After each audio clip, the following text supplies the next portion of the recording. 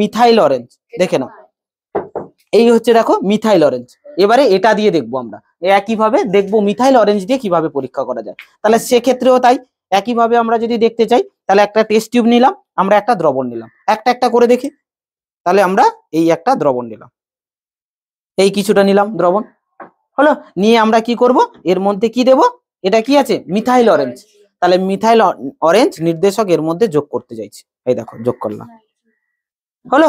দেখো এইটা এখনো আমরা রেখেছি কিন্তু, এই দেখো এইটার কালারের মধ্যে একটু ফারাক এসছে, দেখো এই কালারটা কি দিয়েছিল পিঙ্ক গোলাপি পুরো, আর এটাই দেখো হালকা লালের আভা আছে, তাই এখানে লালচে গোলাপি তৈরি হলে তখন কি বলেছিলাম আমরা অ্যাসিড, তাহলে এটাতে কি আছে, তাহলে এই যে দ্রবণটা এটা কি অ্যাসিড, তাহলে ভুলে যাবো কোনোদিন আমরা।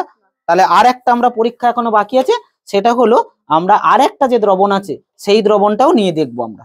চলো এই দ্রবণটা নিয়ে আমরা, এই তাহলে এই দ্রবণটা নিয়ে এখানেও আমরা মিথাইল অরেঞ্জ যোগ করে দেখব,